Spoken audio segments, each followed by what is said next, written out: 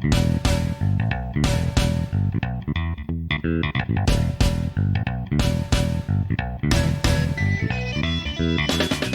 Brian, welcome to the 34th episode of The Goods, a film podcast. How you doing this evening? Doing all right, Dan. I am trying a little something experimental with my sound setup. Hopefully it'll give you better results when you're editing, but we'll see. If there's a catastrophic failure, I suppose we'll find out in the end. The proof will be in the pudding, as they say. And I'm sure listeners have already determined whether or not there's a catastrophic failure given on what your sound quality is right now, but yeah, or if this episode exists. If there's no episode, something went wrong. So we are going to discuss the oldest movie we've ever talked about on The Goods. It's from 1934, a Best Picture winner. It Happened One Night, directed by Frank Capra. And somewhat appropriate, I suppose, to watch a movie from 1934 in our 34th episode. So, here we go. Oh, good catch. Yep, we're jumping back 13 years before the somewhat similarly titled It Happened on Fifth Avenue. Movies back then always wanted to tell you when it happened and where. They also wanted you to know that something did in fact happen.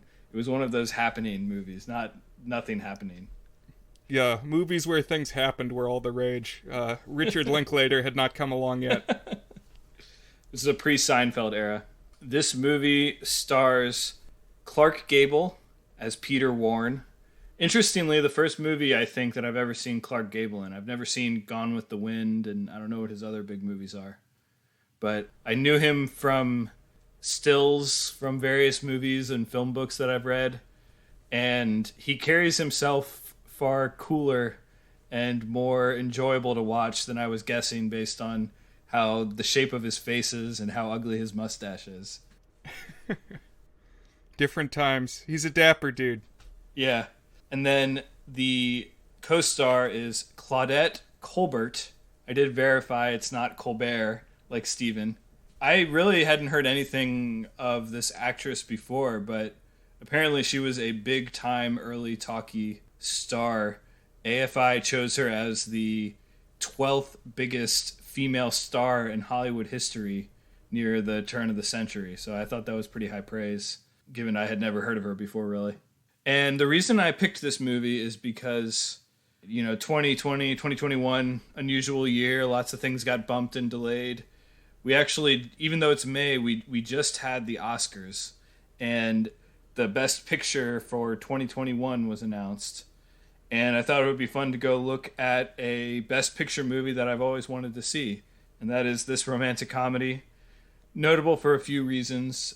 In part because it's one of 3 movies to win the quote-unquote Big Five Oscars. That is Best Picture, Best Director, Best Actor, Best Actress, and then its respective Best Writing category, whether it's Best Original Screenplay or Best Adaptation. And I think this one was adapted, but I'm not 100% sure. I can't remember.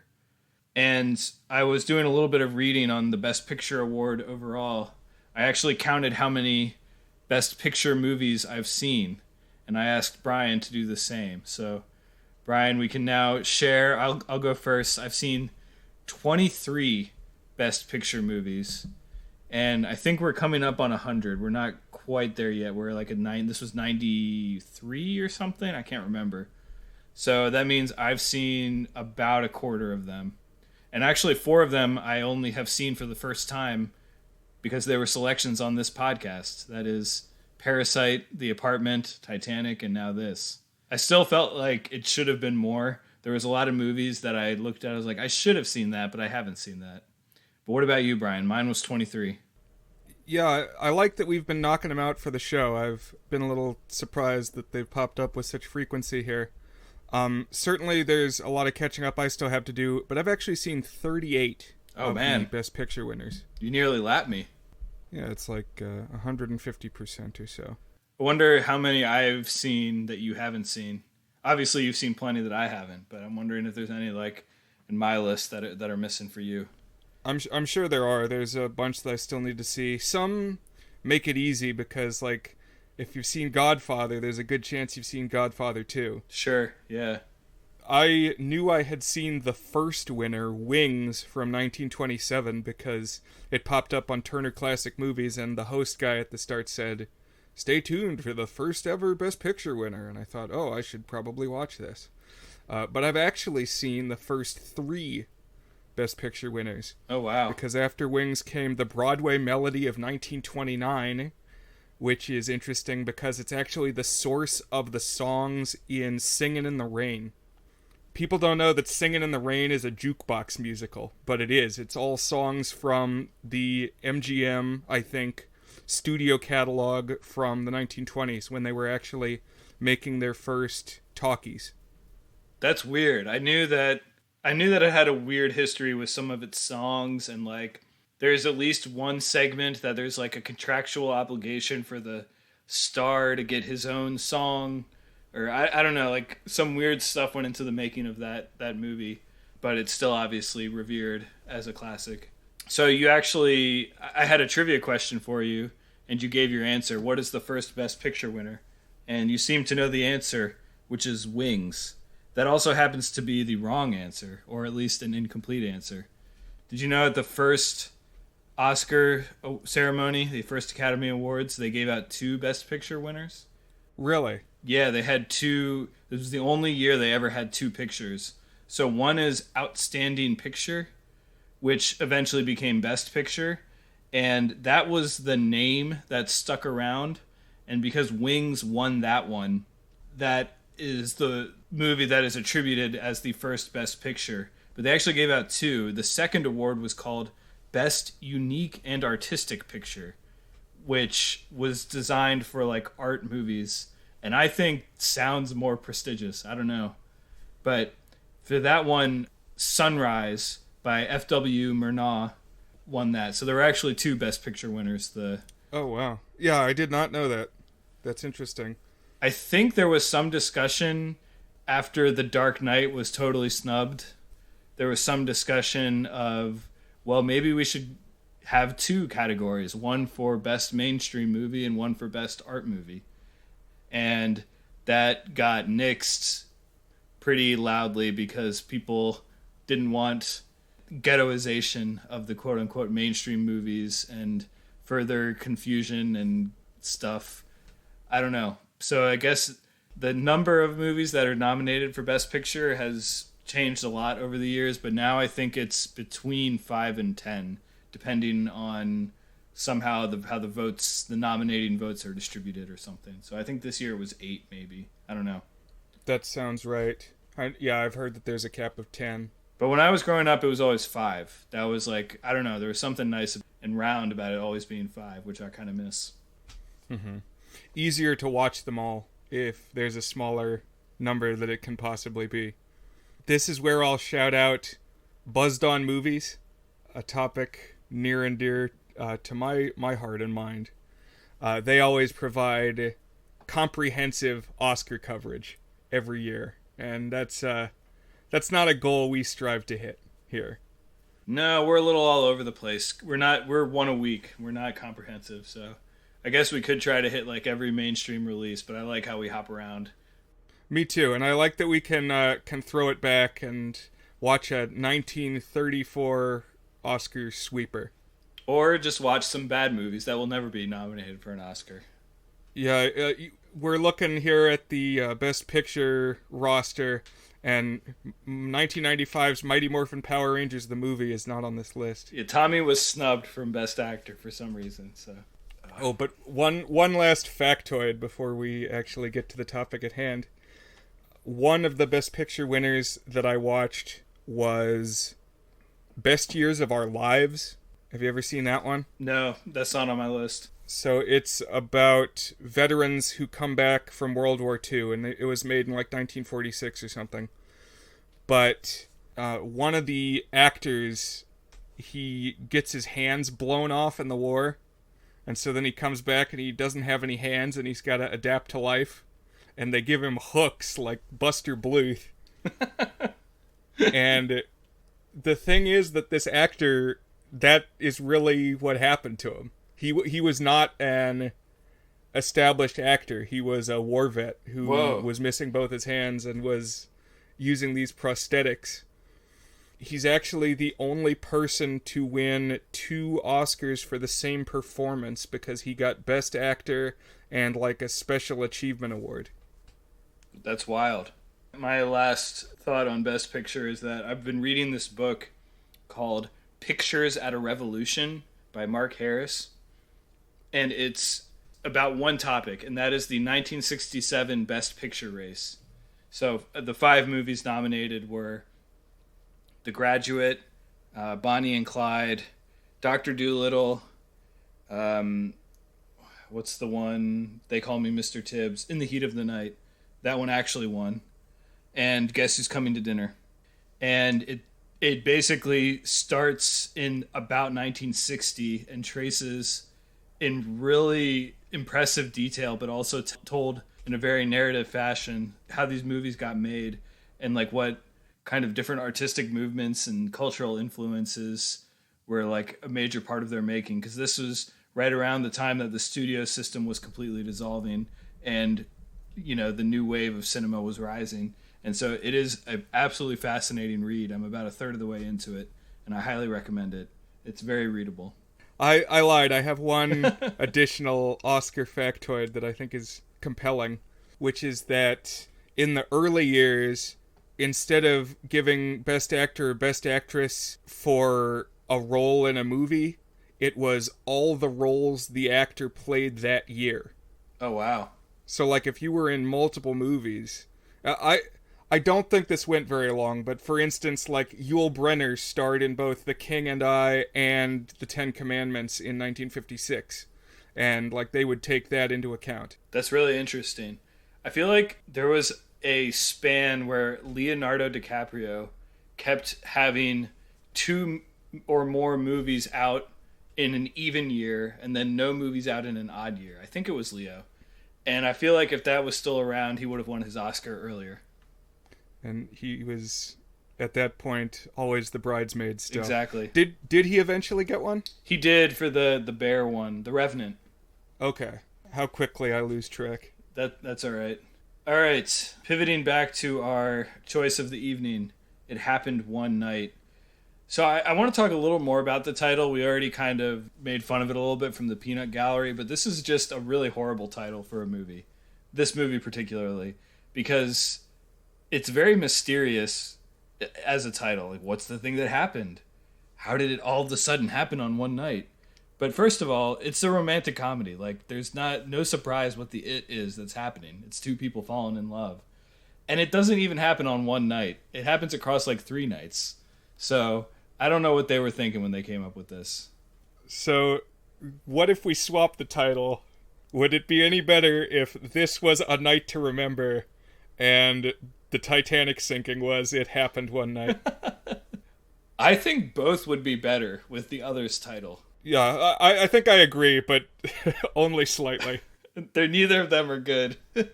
I spent about 3 minutes trying to come up with a better title, and I really couldn't come up with anything except for The Walls of Jericho, which might have been deceptive about what it was. I don't think movies got that creative with their titles. But as we'll see, that is a very important thematic image throughout the film. Love bus. A matter of principle. One of my favorite things about watching old movies is reading contemporary reviews. I did this for It Happened on Fifth Avenue. I just love the way that old newspaper reviews were written, and you can just hear like a stereotypical newsreel guy reading these lines. And here's a couple from the New York Times review. So I like the New York Times. They've digitized their whole archive, so it's really easy to find the reviews and read them in their entirety. So this came out in February 23rd, 1934. Describing the movie, they said, "If there is a welter of improbable incidents, these hectic doings serve to generate plenty of laughter." And so one of the characters' name is Alexander Andrews. That's the woman lead's father. "One beholds Alexander Andrews searching for his daughter in an airplane, expostulating with secretaries and sleuths, because he is unable to find the missing girl. And it described some scenes depicting Warren Warren, by the way, is the male lead. Depicting Warren volleying vituperation over the telephone at his city editor. And they closed by summarizing that it happened one night is a good piece of fiction which, with all its feverish stunts, is blessed with bright dialogue and a good quota of relatively restrained scenes. Because when I go to a cinema, I want my relatively restrained scenes. That's what I'm aching for. Yeah. The Great Depression is not a time for excess. This is not the Gilded Age. We're all about relative restraint. So I'm ready to hop into the movie itself. It happened one night, 1934. What about you, Brian? Yeah, let's volley some vituperation. Ellie Andrews, the female lead played by Colbert, is the daughter of Wall Street mogul Alexander Andrews, who recently eloped with the dashing King Westley, who is a pilot and a treasure hunter. But Ellie's father, Alexander, is upset at the pairing and is trying to get an annulment because Ellie even hints that she just married this guy, King, in part to spite her father's overbearing ways. And already I got a lot of thoughts about what's going on. So first of all, very interesting to me that they decided to open the movie with the protagonist already married. I feel like if this movie were made 100 years later, or let's say 87 years later, that they would just be engaged. They wouldn't already be married trying to get an annulment. Yeah, I think I agree.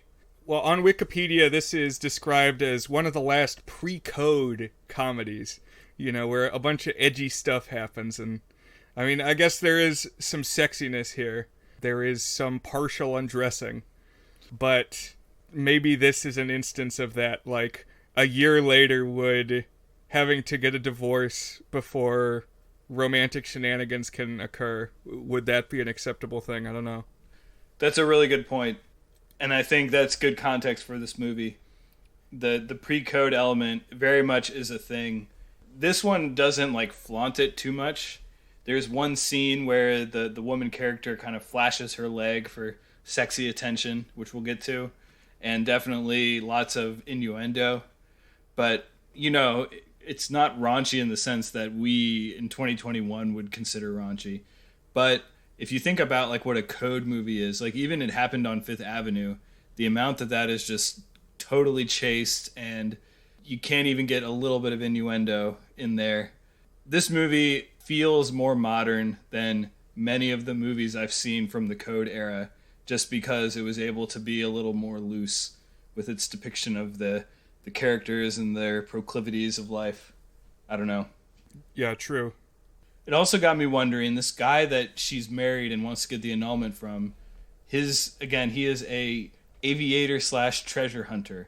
And it made me wonder, what is the modern equivalent of an aviator / treasure hunter?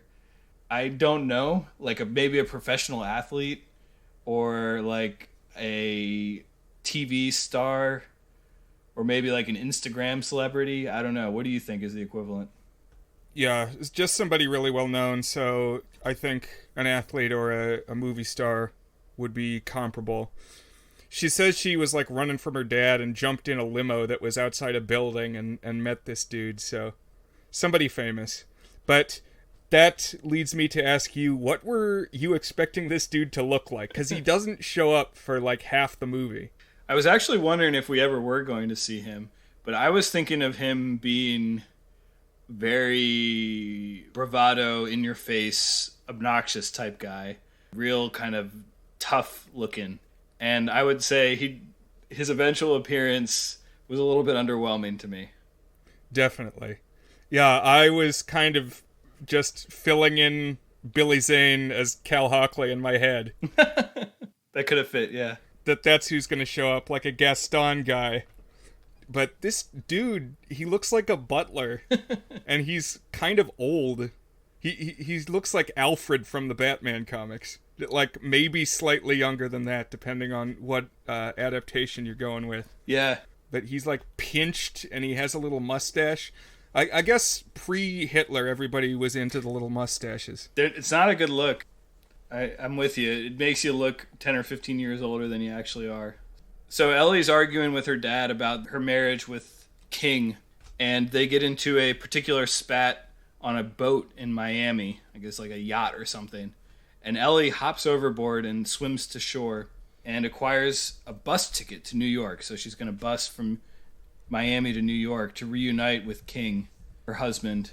And she's kind of evading her father, but her father calls in this full force of police and other investigators to try and find her on this road north to New York.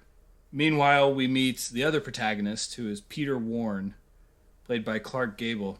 And it's not 100% clear to me exactly what preceded all of this. We're just kind of thrown into what's going on, but I think he's on some sort of boozy escape trip with his buddies in Miami, and he gets on the phone with his editor, who is displeased, and Peter is drunk and arguing with his boss, and he gets fired over the phone and kind of struts away. He gets on a bus as well, and of course it happens to be the exact same bus, the love bus, if you will, that Ellie is on.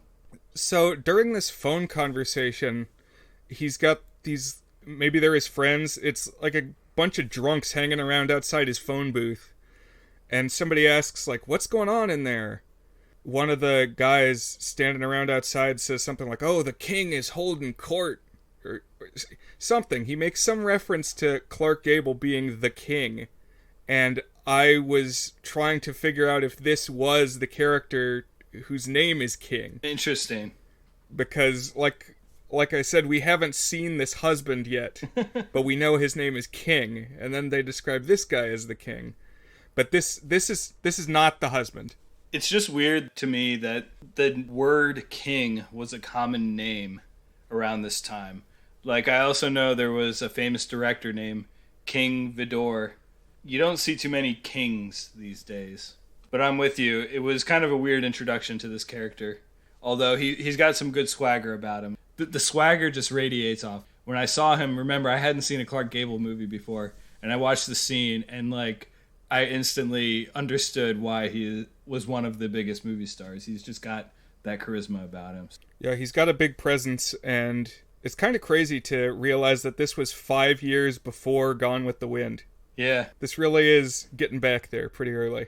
So Peter and Ellie, they do a little bit of bickering about a seat, and they kind of interact a little, but they don't really interact until the first leg of this trip is over. So it's a bus trip north, and they stop for a bit so you can go get a meal and then get back on the bus.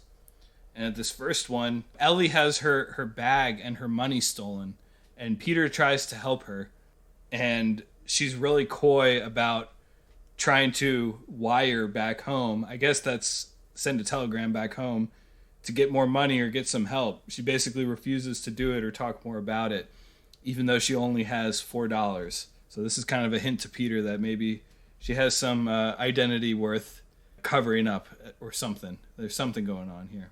And there's this driver or attendant of some sort on the bus who gets in a spat with multiple characters. And his thing is he always replies, "Oh yeah?" just over and over again. And it's something that got funnier to me the more it was used. But the last one is Ellie gets off the bus and basically says, "I'm going to go to some fancy hotel and get a meal. So hold the bus for me." And he just says, "Oh yeah?"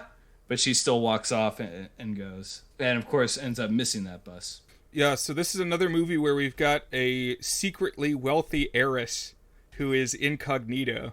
The same thing came up in It Happened on Fifth Avenue, where you've got the blooming romance between the poor dude and the girl who is secretly rich, but he doesn't know for a little while. It's all about the uptown girl. Yep. As we saw in T97, as we called it. So this is the first time that one of the characters gets some information about Ellie through a newspaper. Peter is able to figure out from a newspaper that Ellie is, in fact, what is the last name? Andrews. Ellie Andrews. And he kind of intentionally misses the bus at the same time that she misses the bus, so that he can kind of follow her around, because he has an idea that he can basically use this escape trip of hers as a front page story. And so he's going to help her out. He's going to kind of follow her around, etc. It's kind of interesting how prominent newspapers are here. It drives many of the plot points, and it's even kind of lampshaded early on when he gets on the bus.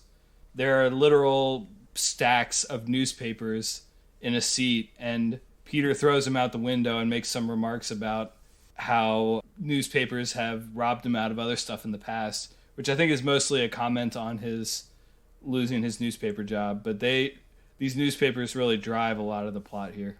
Every single thing that the girl does winds up front page news. It's like every single development in this story gets a top of the fold headline. And it seems like multiple editions a day, because characters keep like learning new things even while they're on the bus. So who is giving them all these early edition newspapers? I don't know. Yeah, it's almost like they're royalty. Like you would expect this to happen in England or something, you know? If one of the princes or princesses ran off. But it feels a stretch of an imagination that it would take the full span of the front page of the New York Times that this one daughter of a magnate is getting into trouble, you know? Well, they had radio but not TV yet, so people had to be glued to something. I guess if you think the Rockefellers and the Carnegies and stuff, the Vanderbilts, there was a little bit of stuff like that, but you had to really be cream of the crop billionaire. Did you know Anderson Cooper is a Vanderbilt? Really? No, I didn't. That's interesting. Yeah, while we're spitting trivia this evening. So after they both miss the bus, they board another bus, and another man who refers to himself in the third person. It's always a good trait of an old movie to have one snarky side character, chatty side character who refers to themselves in the third person. I always like that trope. But he sits next to Ellie and starts basically hitting on her. And I know that we're supposed to find him annoying and distasteful, but I thought it was actually hilarious. And I just wanted more. I wanted like the deleted scenes of him monologuing more about himself. He calls himself, "I'm fun on the side, shapely they call me, with accent on the fun." And he's like talking about women who sizzle and shit. And he's just a weird dude. I don't know. Yeah, in this whole movie, there's a lot of dense, fast-paced dialogue. So if you're super into it, I think you would call it witty. If you find people are talking a little bit too much, you might call it wordy. But definitely he's got a lot of zingers that he's spitting. He's like, "Oh, honey girl, you'll have a hot time tonight." I don't know. It's just, and it's over and over again. That's true. And boy howdy. It's a little much. I think this movie is kind of an early proto-example of what would become the screwball comedy, where that density of verbiage and wittiness that some might find exhausting and others might find illuminating or charming, depending on the character and the quality of the writing. This was an early example of it, but that genre didn't really exist yet, so I've seen it listed as that genre, but I think that subgenre or whatever really didn't peak till later. But you're definitely right. Part of this is just me like voyeuristically looking into the past and how like the smart Alex talked then. Like now this would be a buff guy showing off his muscles or something, or a cat calling a woman on the street. I don't know. Anyways, I didn't mind Shapely, although there was some diminishing returns on him as the movie went along. So this bus breaks down in the rain and like goes into a ditch or something. And Peter gets a room at a nearby motel for him and Ellie to share, pretending to be husband and wife. But when they get in there, he hangs a sheet between them, and he calls it the Walls of Jericho. This first scene is kind of the first time we're supposed to feel really this electric sexual tension between them. But I gotta say, this round, there are other scenes that really worked for me. This one did not work for me very much, because he's like trying to convince her that this is what they should do, but there's a really kind of coercive energy to him as he's like undressing and trying to tell her that this is what she's going to do, and she hasn't like co-signed this at all. I don't know. What did you think? Right. So he's saying like, You better get on that other side of the divider because I'm taking my clothes off. And he's like describing it in detail, my shirt and then my socks, and you know what comes next. And he starts reaching for his pants, and she runs over there. Now, there's a long-standing urban legend that this scene just decimated America's undershirt industry. He's not wearing one, is he? That's right. He unbuttons his shirt and he's just got, boom, bare-chested Clark Gable underneath. That's funny. And Snopes says the answer is undetermined, whether this really destroyed, some people say 75% of undershirt sales dropped off. But apparently that's just something that people have said a bunch over the year, and there's no hard data to really back it up. It's possible people just stopped buying undershirts because it was the Great Depression, and why spend money on something nobody's going to see? Right. But it was iconic in some ways. So when they wake up in the morning with this sheet, the walls of Jericho between them, she kind of sleeps in and he does some kind of nice taking care of her. He steams or presses her clothes or something and gets her donuts. I don't know if he makes the donuts or buys them or whatever. And we get the first conversation of many where they're just kind of spitballing with each other, talking about nothing relevant to the plot, but just kind of building chemistry. And I thought when scenes were like this, they tended to work pretty well. And in this case, their discussion was an argument about whether they could dunk donuts well. So he was saying, oh, you rich people don't know how to dunk donuts well. And she says, no, I know how to dunk donuts. And I liked it when they were just kind of hanging out together. That's when this movie worked for me. But this scene is kind of cut off abruptly when some goons come searching for Ellie. They're part of this squad of her father's looking for her. And they have to, on the fly, pretend to be a bickering husband and wife. And she kind of like messes up her hair enough that I guess it's supposed to be, well, maybe it's not her. I don't know. But they really get into the acting of it. And it's kind of a bonding moment for them. And they start to get on the same wavelength here. This is kind of the moment of the romantic comedy when they're starting to fall for each other. And the audience is really starting to root for them to be together. We then cut back to Ellie's father, and he is deciding to publicly offer a $10,000 bounty on finding her. And I was going to look up, what is $10,000 in 1937 worth today? Wait, what's the year? 1934. Yeah. Oh my gosh. It would be worth almost $200,000 today. Wow. Seriously? That's crazy. I would believe it. I mean, this was back when you could get a bunch of stuff for like a nickel. Yeah, that's true. He's itemizing his stuff at some point, and he says, I lost 3 shirts, so that's $1.50. And I was like, how could losing 3 button-up shirts really be $1.50? But man, that recontextualizes a lot of this movie for me. $10,000 being the equivalent of $200,000. Okay.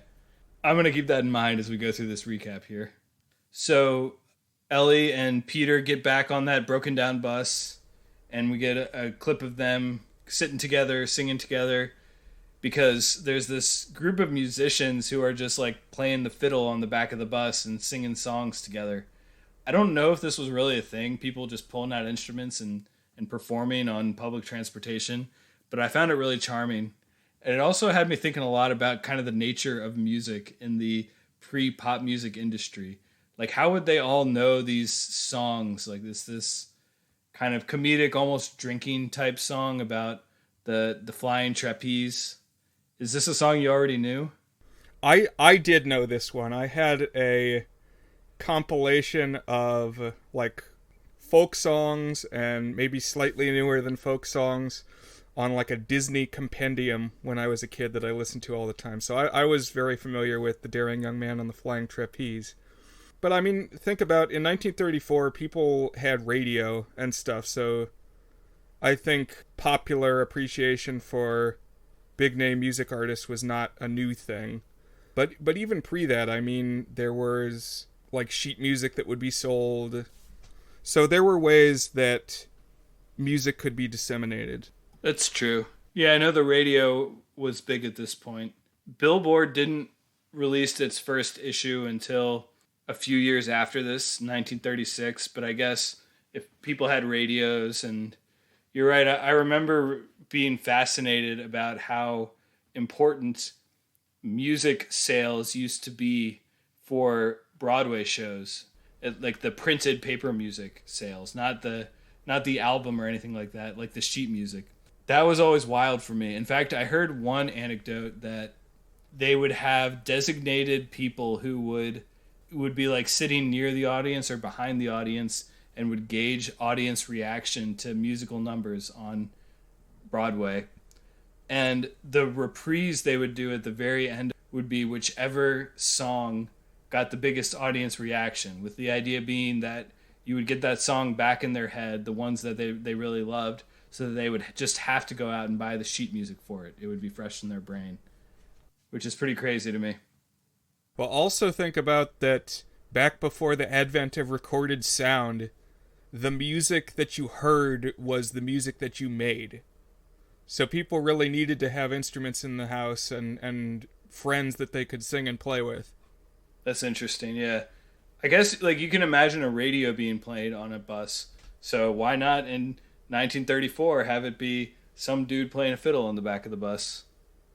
But I guess the bus breaks... Maybe I'm mixing up my plot points here, but I think the bus breaks down again here. And it's not because of rain.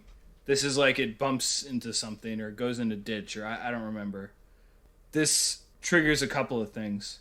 So one is that Peter and Ellie, who we have been repeatedly reminded are very short on cash, discover a fainted woman and her kid. And to support them, basically give the last of their money to this sick woman and her kid, which I have later seen called the save the cat moment. It's the moment where your characters do something selfless to help the world around them that does not advance the plot at all, but serves the purpose of making us realize that our protagonists are good people. Ah, so that's what that means. I was personally wondering if these were scam artists. Like, the woman slumps over in her seat and the kid says, "Oh, geez, mister, we need just $1." And it's like, do they do this at every stop the bus makes? I don't know. That's... I just went downtown to a city today, and I saw quite a few people asking for money. And I, of course, felt terrible about it. Like, in general, I think our society does terrible by people who, for whatever reason, aren't able to support themselves and need the support of social structures that don't exist for them. But it also got me wondering, like, out of the, let's say I saw 40 of these people who were asking for money, were any of them, I don't know, people who were otherwise well off but were putting on a show or anything like that? Like, how common are these types of scam artists? I'm really not sure. Probably varies over time and location. Yeah, hard to say. Shirts are not 3 for $1.50 anymore. That's for sure. Yeah. Another thing that happens right around the time that this bus breaks down again is that Shapley, the one guy who had hit on Ellie earlier, sees a newspaper article announcing the $10,000 bounty and approaches Peter and offers to go 50-50 with Peter on the bounty, because one thing I might not have said, the way that Shapley gets talked down from bothering Ellie is Peter pretends to be her husband. And so Shapley knows that Peter and Ellie are connected in some way, and is like, "Oh yeah, come help me out. We'll go 50-50 on this $10,000 bounty." And then we get this kind of weird scene that did not work for me, which is where Peter acts like he's this mafia type guy who's actually on a hit contract to kill Ellie or kidnap Ellie or something, and wants to bring Shapley in on it. And it scares off Shapley, and this is this kind of scheme by Peter to get Shapley to kind of forget about Ellie and kind of run off and keep his mouth shut. I thought this moment made Peter look like kind of a jerk, but it also just made me wonder if, let's say $5,000 is $100,000. That is a lot of money. Like, why is he just sneezing at that without considering it? like, I don't know. I mean, I guess as the audience, we're supposed to be rooting for him and her to fall in love, but the fact that he didn't even think about it was kind of odd to me. Well, I mean, take into account that if he's the only one in on it, then he would get all the money instead of having this hanger-on. We do see later that he's able to command like $2,000, which I guess was like $40,000 at the time, just for his story, just in advance on his newspaper story. So maybe he's thinking he can get bigger bucks by keeping the story alive, you know? Yeah, I mean, another part of it is that Shapley obviously has designs on Ellie, and if you also have designs on Ellie, do you want another dude hanging around in your hotel room? You know, there may be 2 I Love Lucy beds in this hotel room, but there's not 3. It's like, we don't want Shapley along for the ride, so whatever you got to do to get him out of there, I'm on board with. 3 is the crowd, Denny, as Tommy Wiseau would say. That's true, yeah. But now Shapley's out of the picture, but the bus is still broken down, and so Ellie and Peter abandoned the bus, and they're kind of, I don't know exactly what they're walking to, maybe the next town or something like that, but they're walking through the fields and the wilderness, and they get to this spot outside of a farm, and they decide that's where they're going to spend the night. And they kind of set up this bed where out of straw that they're both going to lie on, and they've been kind of going back and forth, teasing each other a whole lot. And Ellie says something like, well, you can just go away if any of this is bothering you, if taking care of me is bothering you. And she kind of looks away, and he steps out of frame to go help with something else, and comes back. And when he's gone, she panics because she thinks that what she said about him going away actually made him go away. And we're starting to see cracks in their being cruel to each other and pretending that they're not falling in love at all. But this scene outside of the farm with the straw was the moment that I really noticed was beautifully shot. There's a lot of lovely black and white photography in this film. This is the peak of it for me. And I actually was reading a little bit about the movie, and I found an article that was an interview with the cinematographer, who's a gentleman named Joseph B. Walker. And he talked about this scene in particular. He said that it was the first and only time in his career he ever refused to shoot a scene, because they were just going to do it on a small studio set, and the only props they had was one hay bale that they were supposed to like spread out enough straw to have it be imaginable to be this scene, what it ended up being, like them kind of lying down somewhere out in the wilderness. And he refused to do it because he had actually been slated to shoot like some big costume drama with lots of lavish photography. And this was the one moment in the movie in the script that he had read, and he was passionate about making look beautiful. And when they wanted to do it on some studio set, he's like, no, we need to go somewhere and do this on location where there's real grass and trees, and we can bring straw there, multiple bales. And they ultimately came to a compromise. There was some tent near the studio where they were able to essentially recreate it inside this big tent. But I think his dedication to making this scene look good pays off, because I thought this was a beautiful scene. I agree. And I also want to point out this is the second night in the story. So yeah, here we are blowing apart the title. It happened 2 nights and counting. When they wake up the next morning, they figure the way they're going to get to their next town is to hitchhike. And so we get a little bit more of them kind of just spitballing back and forth and making fun of each other. And Peter has this theory that I want more of his theories on life. Like, I would watch sequels to this where we just hear what he thinks about things and like what his day-to-day is. But he's got this theory about thumbs, how you can use your thumb to hitchhike. And he's got like 3 different forms you can use, and he's really confident about it. And of course, none of his thumb movements, his grand theory of thumb movement, turns out to be misplaced. He's actually not able to do the hitchhiking. But Ellie steps in and is able to flash her leg, as we kind of mentioned earlier. And of course, the first truck stops to come pick them up. And I think this is like the iconic moment of the film. If you Google just the title of the movie, many of the top images are from this scene, either the leg itself or them standing around trying to hitchhike. And it is a moment when you can feel kind of the sexuality of the movie boiling over a little bit when she pulls out her leg. I can see why it would have been iconic or perhaps a bit shocking in the moment given the times. I did read one anecdote about this moment as well too. Apparently they were going to do a stunt double for it because it would be somewhat unbecoming to have the main actress actually pulling out her leg. But Colbert, the actress, was there when they were filming it with the stunt double and thought the stunt double's leg wasn't sexy enough and would reflect poorly on her. And so she's like, no, I'll actually do it. Bring me in there, I'll do it. And so it's actually her leg that you're seeing there. No fake legs. Yeah.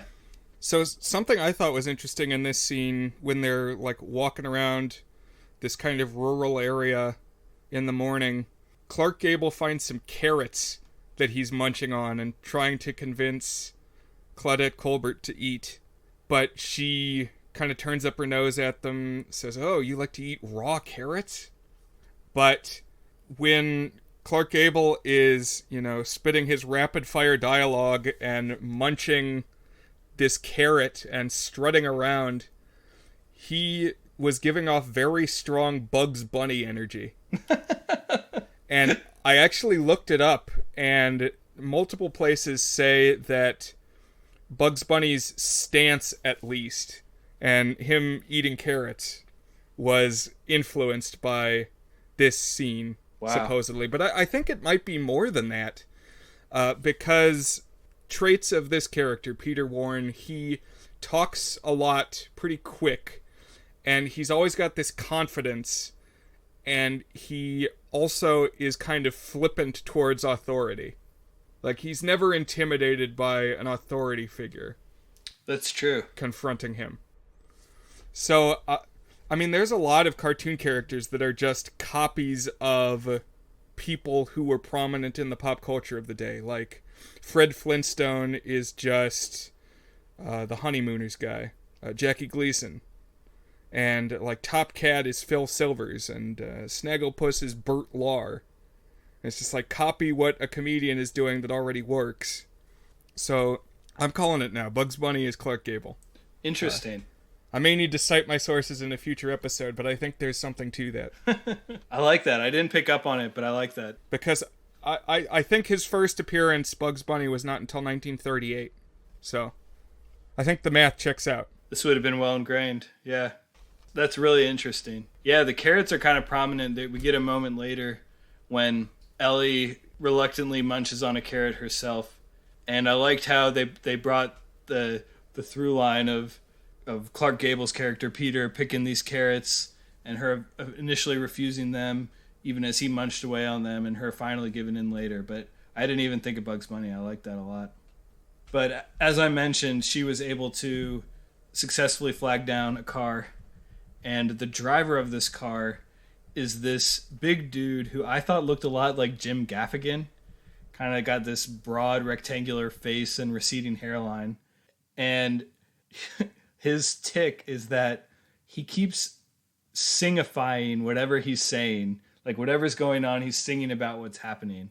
He basically mistakes them as honeymooners. And so he has this song about hitchhikers on a honeymoon. And then at some point he asks them if they're hungry, and they say no. And so he has this song about young people in love are never hungry, which is a song that Clark Gable later gets stuck in his head and sings later in the movie, which I enjoyed. So this actor is Alan Hale Sr., who was the father of Alan Hale Jr., who would go on to play the skipper on Gilligan's Island. Oh, man. And who 13 years after this movie did pop up in It Happened on Fifth Avenue. So there's a Hale legacy in these It Happened movies. The goods connections, the tendrils just get deeper and deeper. But at some point they stop to get gas in the car.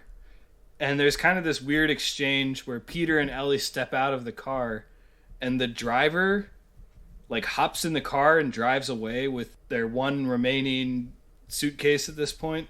And I don't know why he was driving away from them, if he was like trying to escape them, really, if he was willingly giving them a ride. But Peter chases him down, and we get a cut, basically, Clark Gable running into the distance, and then Clark Gable driving back with a car. And he reveals, oh yeah, I had to beat the guy up, but I stole his car, so now we have a car. How did you feel about that? You know, not great is the answer, but it got me wondering why I didn't feel great. And I think, like, cars used to be more like, I don't know, a less personal thing. It's like, I don't know, if someone stole your bike or something like that. It's a little more than that, I think, but I think there used to be less of a barrier between your car as like one of your essential personal possessions that defines you and is worth tens of thousands of dollars back in the Model T days when there was, millions of those on the street. I don't know, but it was kind of odd. Huh. What did you think? That's interesting. Well, I just found the dopey singing dude to be charming, and he was going out of their way to transport them. I mean, he did drive away. I took it as him just being absent-minded. Maybe there was some nefarious intent. I don't know. It just seemed... And to have it happen off-screen, it's like, oh yeah, I took his car. He's tied up somewhere. Whatever. It was rather callous. This was the moment that I was like, oh...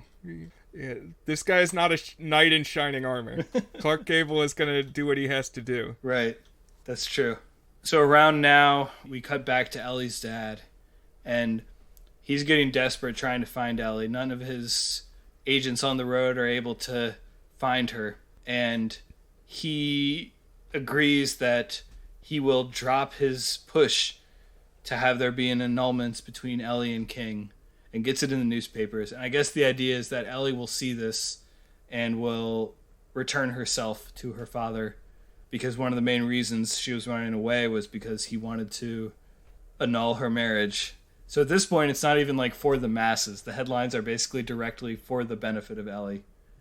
But Ellie does see this, and perhaps surprisingly to the world, but perhaps not to the viewer, she does not rush home. In fact, quite the opposite. When they are apparently a 3-hour drive away from New York, she insists on stopping for the night at another roadside motel. So it's night number 3. Yeah. It happened 3 nights we're at. Yeah, that's a good point. They once again set up the quote-unquote walls of Jericho. They're lying down, getting ready for bed, and having this conversation across the sheets. And they realize that they're never going to see each other again. Ellie in particular seems kind of traumatized by this, and they start talking about how they see love in this world. And Peter admits that he has a fantasy of escaping to an island in the Pacific with a woman someday. And Ellie finally breaks down and confesses that she's fallen in love with Peter, fallen in love with him over the past few days, and wants to do everything he's saying, run away with him, away from everything that her previous world had been, her wealthy, coddled existence. But in the moment, Peter kind of rebuffs her and sends her back to her side of the blanket. And they both, I guess, go to sleep at this point. She's kind of crying a little bit. But we cut to the middle of the night. Peter approaches Ellie and is like, did you mean what you said? And she's asleep, so she doesn't answer. She doesn't wake up. Now we cut to the moment of the rom-com that you have in the past mentioned that you dread, where we have the one last thing that pulls them apart just as they both realize they want to be together. And in this case, it's kind of a series of weird decisions and miscommunications.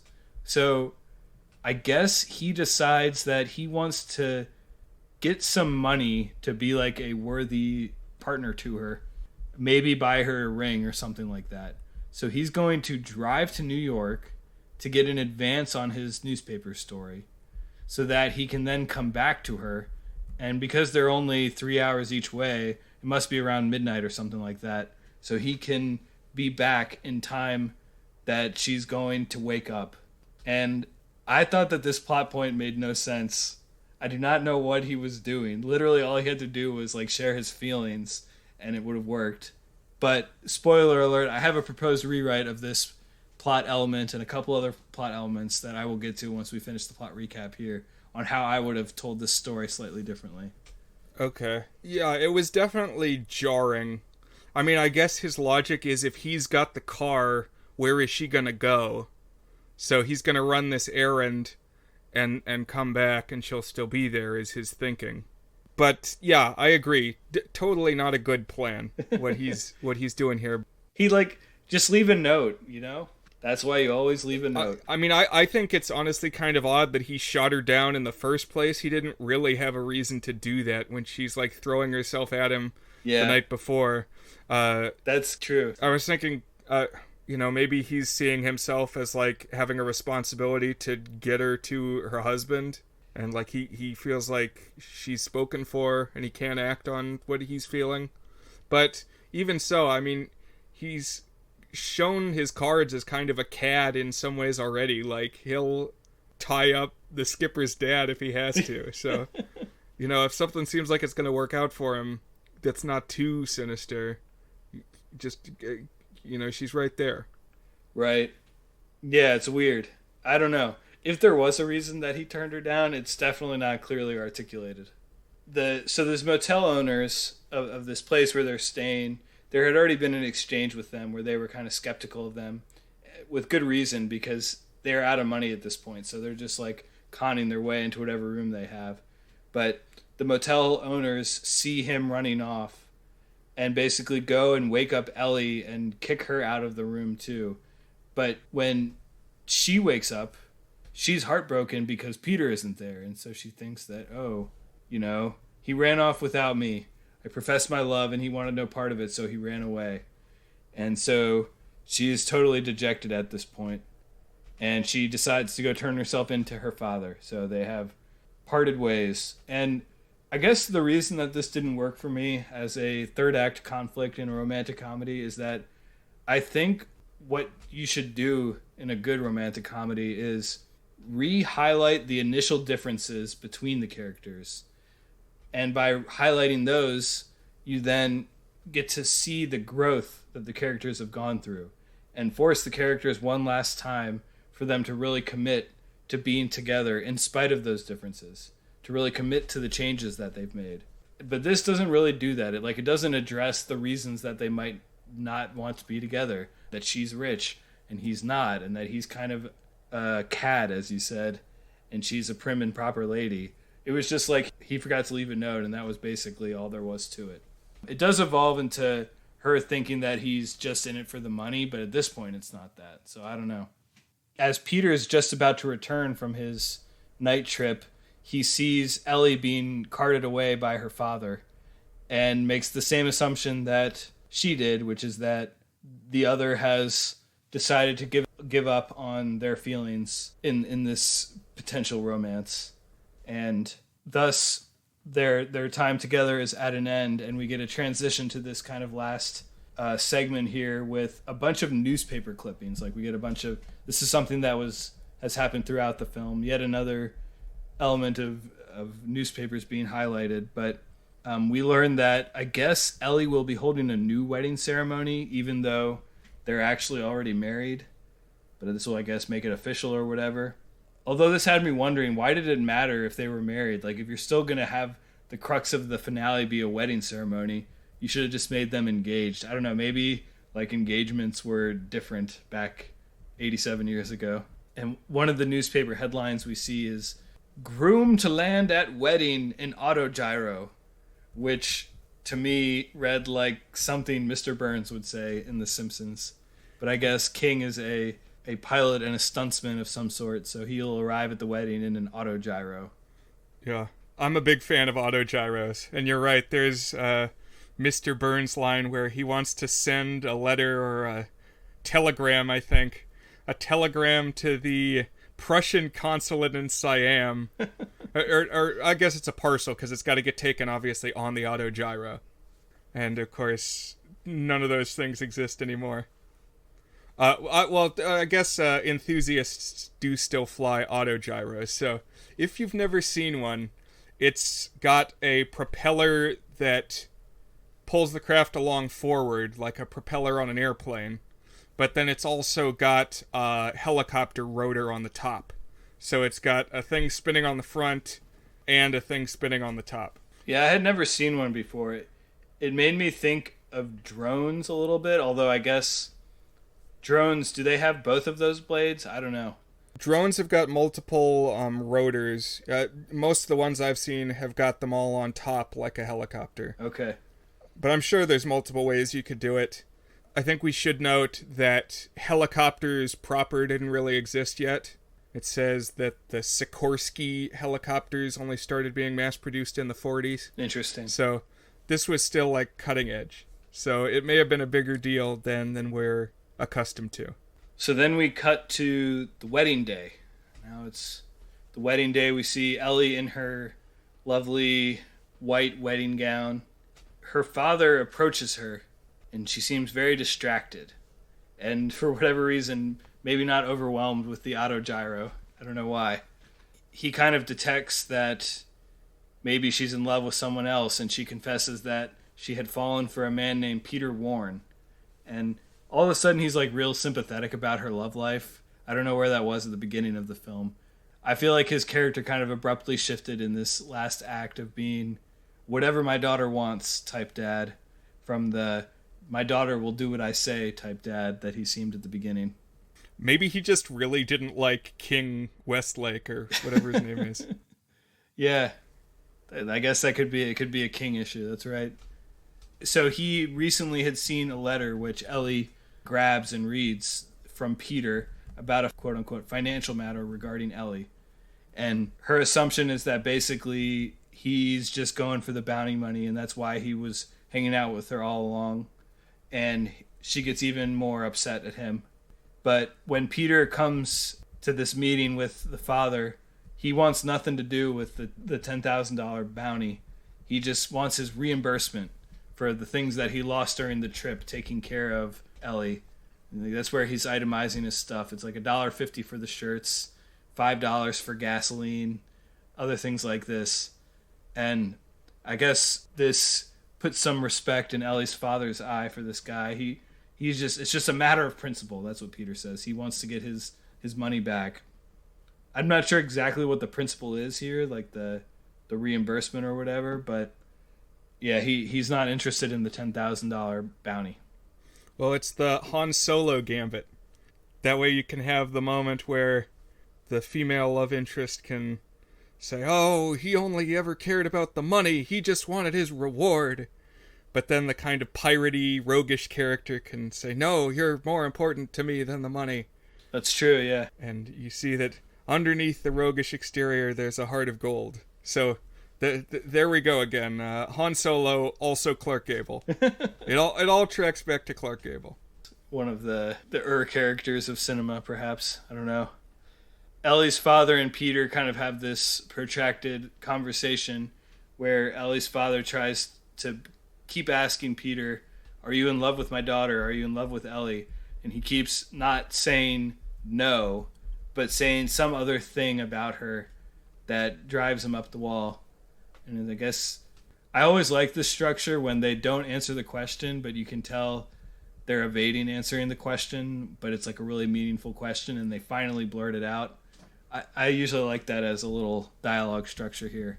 But eventually he does, in fact, blurt out that he's in love with Ellie, which Ellie's father doesn't share with her, like the details of this conversation until they're literally walking down the aisle, which, like, this was important. You could have worked a little harder to pull her aside and kind of outline it. But we get deep in the wedding. The autogyro has landed. The groom is up the altar. Ellie's walking down the aisle. They're exchanging their vows, and when it's time for Ellie to say I do, she instead runs off in her lovely white dress. You know, I'm going to cut in here. I just realized that they had the budget to get an autogyro for this, but they wouldn't give the cinematographer a hay bale. It's something, I don't know. Somewhat oddly to me, actually quite oddly to me, we don't actually see Ellie and Peter reunite. We see her run off, and then we see Ellie's father arranging the annulment of the marriage with King. Then we cut to the motel owners talking about this couple that's arrived. We see this car that Peter's been driving around. I think it's still the one that he stole from, what was the actor's name? I just kept thinking of him as Jim Gaff. Yeah, Alan Hale Sr. Yeah. There's some mention of the walls of Jericho that one of these new married couple people mentioned, and then we get a quick shot of a blanket falling off of the line, being pulled down, which to the viewer is suggestion that they are in fact going to share a bed that evening. And I guess even in the pre-code days, they didn't dare go much farther than that to show that blanket being pulled away. But this actually left me with a couple of questions. First of all, why didn't we actually see the actors? Maybe it would have been too scandalous, I don't know. But what was this thing about the marriage license that the hotel owner brings up? Like, are we to believe that now they are in fact married? I guess audiences at this time would want them to be if they're going to be sharing a bed together. Or was it like a fake marriage license, or was it they were pretending that he was king or something? I don't know. Did you make sense of this last plot point where there's some talk of a marriage license? I actually didn't notice this at all. I would assume that it was real. You're probably right that they didn't want any canoodling out of wedlock. That's what I figured. You know, it's like the computer chip in Now You See Me. It's like, was it real? Was it fake? Does it matter? No. All that matters is that we have Ellie and Peter together at the end of the movie. For that is how It Happened One Night from 1934 concludes. Yeah, even if they're at the end, I suppose it's the fourth night, at least. Right, because were there any... Presumably it wasn't the same day of the wedding, so there were probably some intermediate nights as well. Yeah, there could have been a whole bunch of nights. Who knows? So, Brian, I told you I played script doctor on this movie. Do you want to hear my proposed rewrites, or do we want to maybe talk about some good things and not so good things first? I think you're raring to talk about your story concept. Sure. So let's hear it. So, the first thing I've already mentioned, I don't see any reason for her already being married to King, whatever, maybe social mores at the time. Just make him a fiance. It makes the logistics of the plot a lot easier. You don't have to worry about annulments or anything. We need King to be more of a villain. So I like this idea of us getting more of a sense that he is just like this shallow guy. He's a Billy Zane type guy. He just wants a big flashy wedding, and he wants the status, and he wants to show off his gyrocopter. He doesn't really care that much about her. If we get a little bit more of this King is kind of a snob guy, it accomplishes a couple of things. First, it makes us more sympathetic to the dad's take early on that her and King being together is just like a sham bad thing that's for money and spotlight. And second, if we mention the gyrocopter early, then I'm going to be stoked the whole movie to see a gyrocopter. I also think King as a villain could be all about vehicles. Like, he could be following after them. This is a road trip movie, and he could just be showing off all the different kinds of vehicles he has. He could be like Dick Dastardly. Well, hold that thought, because I have one more King vehicle that's going to make an appearance later in my script rewrite here. So my next bullet point is when Peter loses his job, instead of having him kind of strut around about it, make him sad about it. Like, make him worried and upset at least a little bit. Or, like, at least make a remark about he really needs the money from that job. Like, maybe, oh, that would have been a $7,000 annual salary or something like that. Because if we even get a specific number in there, it makes the $10,000 later on seem more valuable, more perspective on that. And it will also give us an early hint that he is vulnerable to money issues somewhat in his life. Because to the extent that this movie is making fun of class, or like using that as a factor, we don't really see too much of him dealing with the fact that he is not an upper class guy very much. I feel like we need a little bit of that, of him struggling with money. And then we also care more about his desire to have a good story that sells to his editor or get his job back or anything like that. And I think one thing you could add in there to kind of emphasize some of the things that are to come and kind of the tension on the scarcity of money, particularly for him, is like early on have one of the cases where they have to pay for something, whether it's food or one of the rooms or something like that, have Ellie pay for it.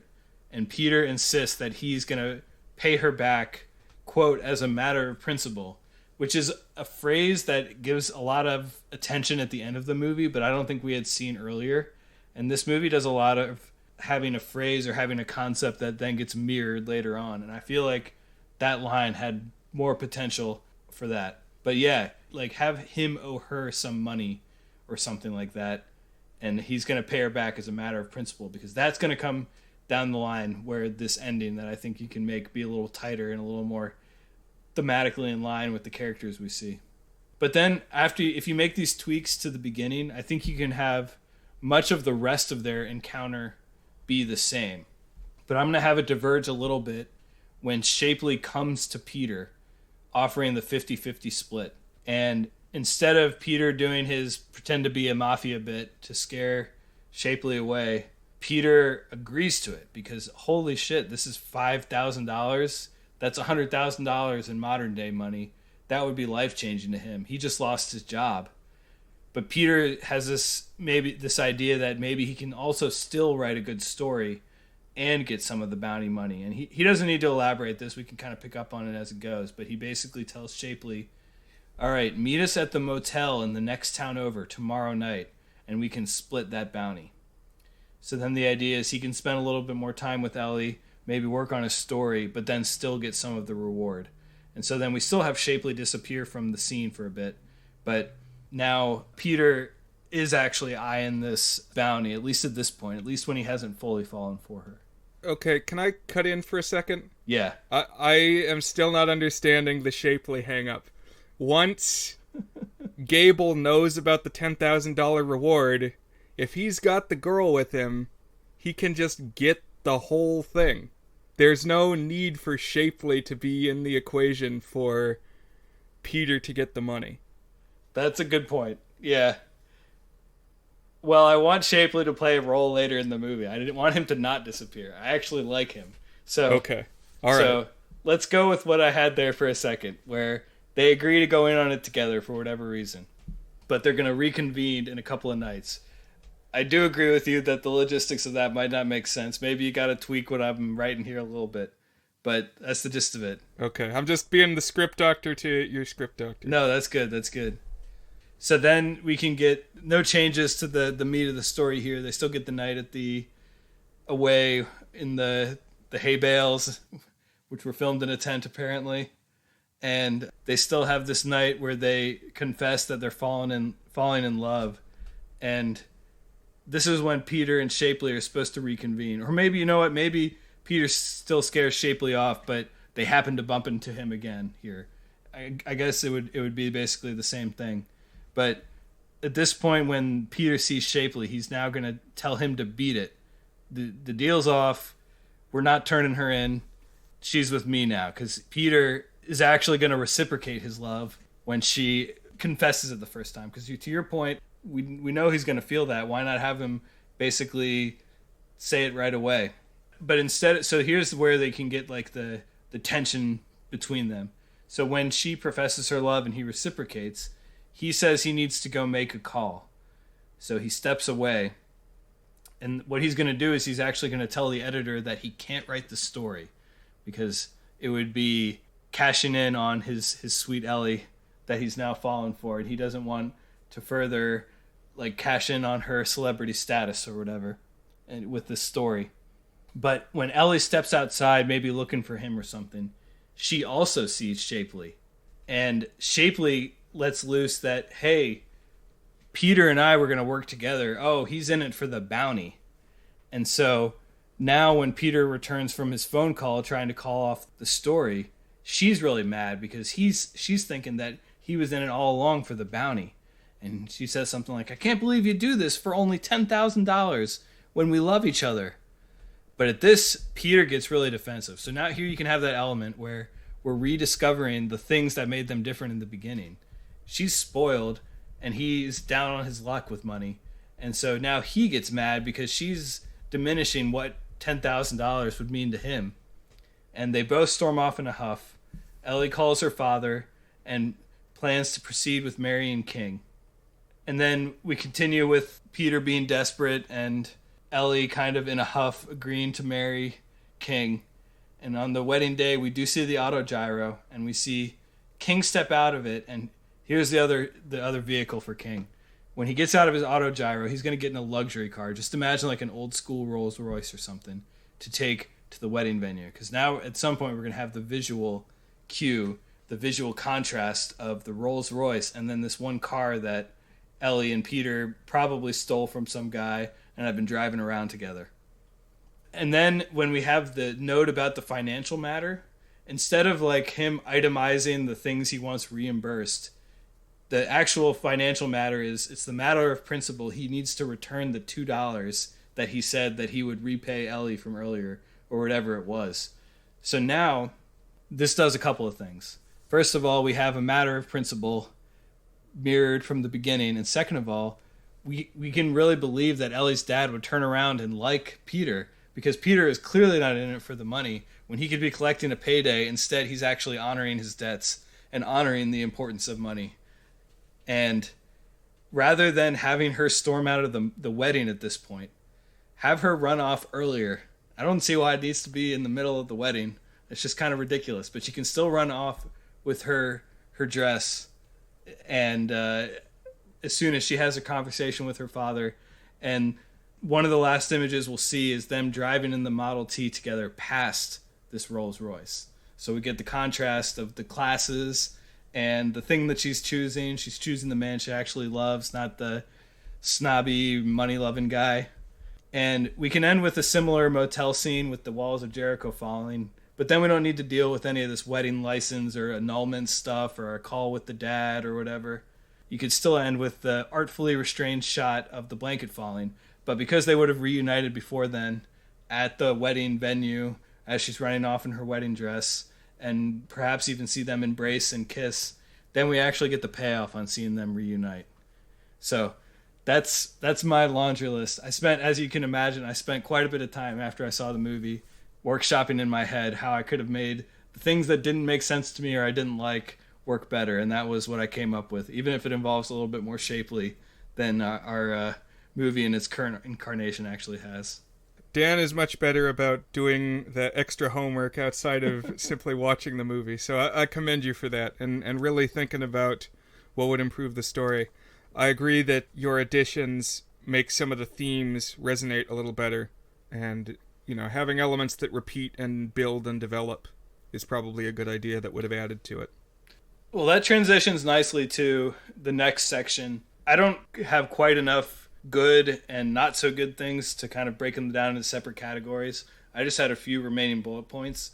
But one of them is I really feel like they didn't fully capitalize on the class themes. Like, this movie is set against the Great Depression. It was 1934. That was like the peak of the Great Depression.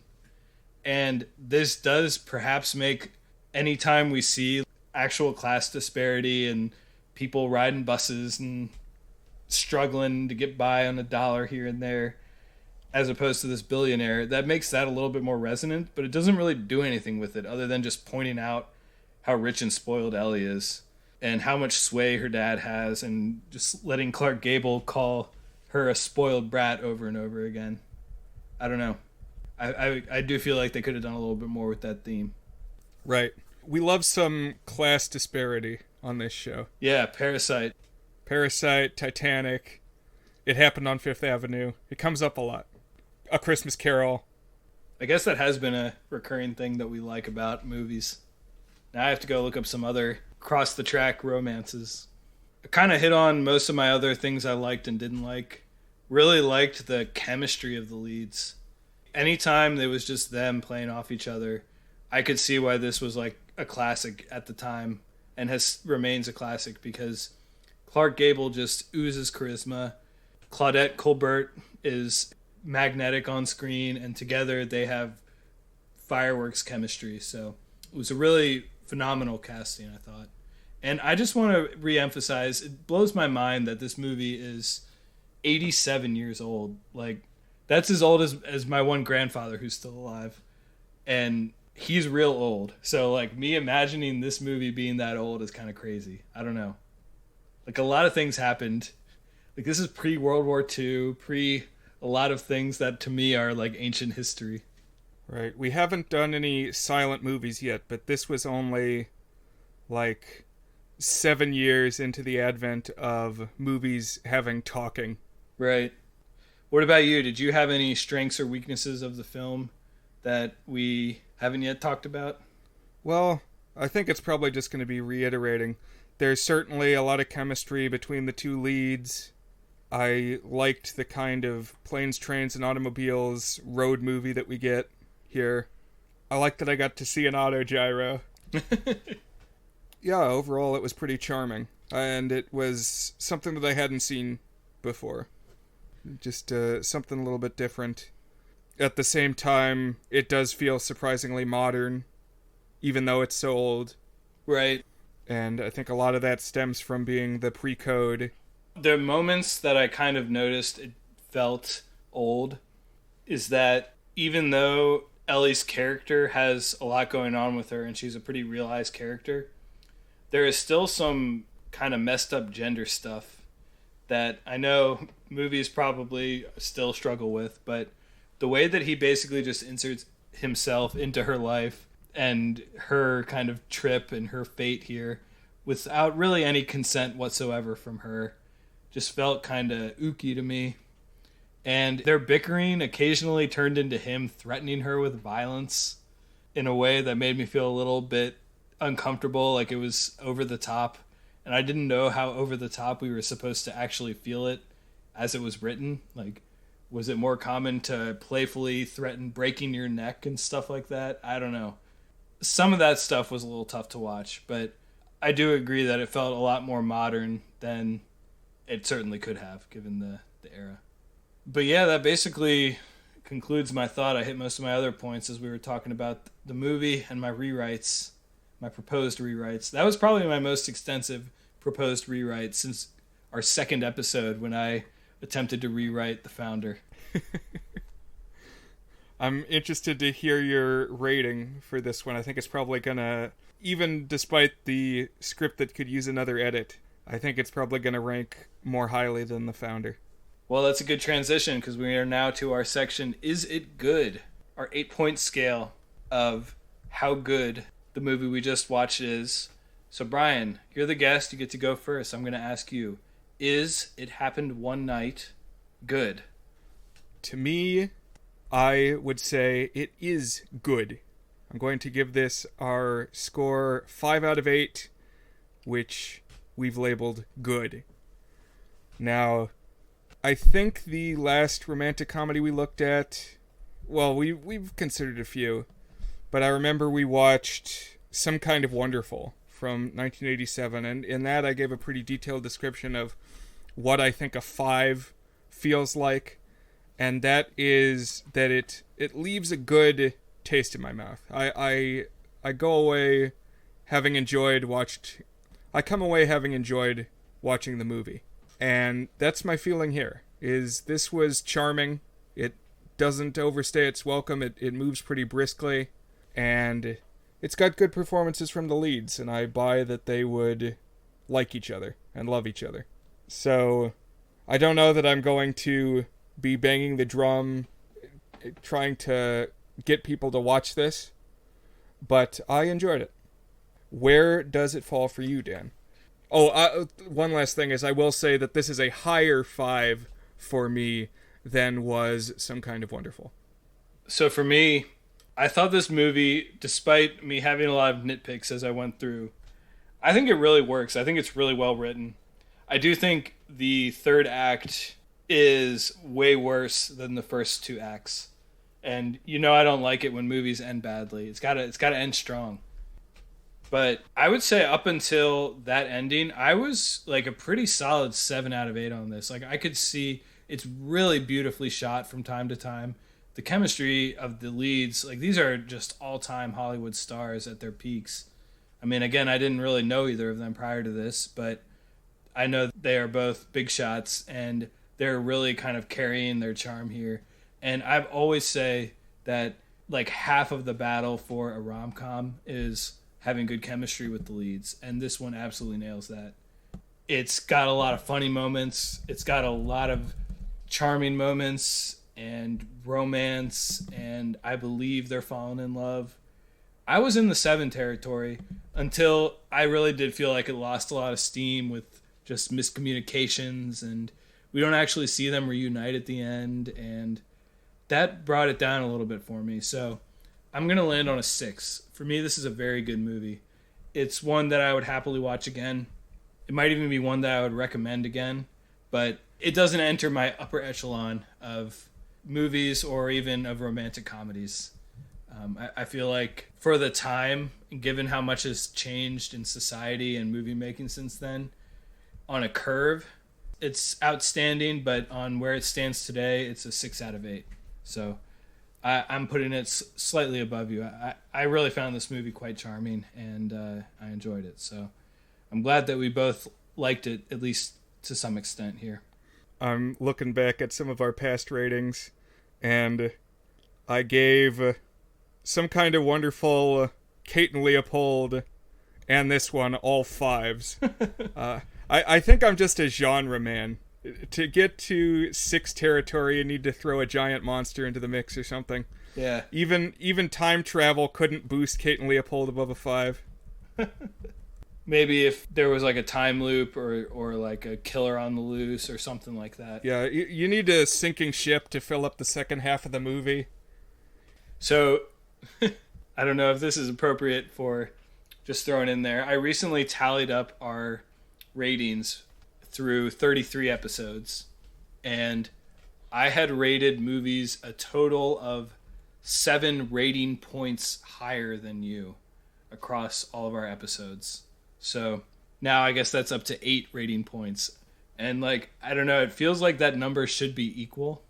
Like if we're each choosing a movie every week, so it's kind of like an average of our 2 tastes. Maybe I'm just a little more generous in my grading than you are. Then again, we had 5 ratings in one of my episodes. So I don't know about that. That was the High School Musical episode. There's a lot of variables there too. I mean, honestly, over 34 episodes to have a 7-point difference, I don't think that's that insane. That's true. It could be bigger. Plus, I mean, the motivations behind our picks can vary.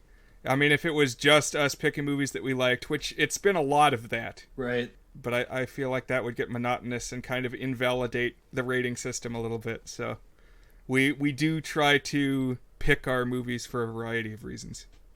But what do you have for us, Brian, for next week? Okay, so this week we took a dive into an older Oscar winner. I wanted to consider some slightly more timely Oscar coverage. Now, it's not going to be a Buzzed on Movies comprehensive 3-episode drop all at once, but I wanted to cover a Oscar nominee from this year, which won for Best Documentary, and this is My Octopus Teacher. Have you heard of this one? So I've heard of it, but I don't know too much about it. Alright, so it's on Netflix, which I'll get the statistics for you next week, but just a ton of the Oscar movies this year were on Netflix and, like, made under the Netflix banner. It's just some crazy number of them, and I'm going to get that number for next week.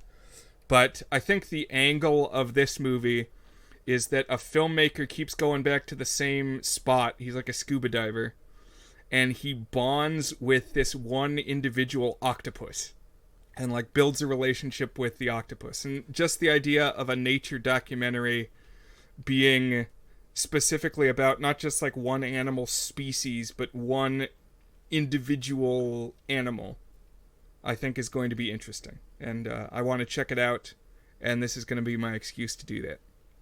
I like it when humans bond with a specific animal, particularly if it's not like a dog or a common one. Like, I've seen clips of zookeepers returning to their zoos, and the animals getting really excited. Like a lion jumping up and giving him a hug. I dig that vibe, so I will look to My Octopus Teacher with enthusiasm and excitement. Yeah, it should be fun. And this one was fun too. So it's always a joy checking out these movies with you, Dan. I'm glad we're keeping the train rolling down the tracks. Or the love bus, as the case may be. The love bus. I think there was a reality show starring Bret Michaels called Love Bus. Or it might have been Bus of Love. For some reason, this is kind of dumb. I thought it was a train at first. Like, it's not a train. I don't know why I thought it was a train. Well, you heard me just say, I said train too, so it would be a little bit more evocative if it were a train. Trains are more romantic than buses. I agree. They're more poetic. Like, the Before trilogy, that's where Ethan Hawke and Julie Delpy meet, is on a train. There's something romantic about a train. Anyways, thanks for listening, Brian. Thanks for joining and watching an old school movie with me. I have a couple of slightly older movies on the docket for the next few weeks, but I don't think any older than this. So it's been fun going back to the black and white days. Oh, absolutely. I hope it's whet your palate because, yeah, before long we got to start getting some silence in the mix. Yeah, agreed. I'm still keeping with my goal of, like, upbeat for a few in a row, but someday I'm going to throw some bleak silence your way. I love me a bleak silent. I've been watching one recently called The Phantom Carriage from 1922.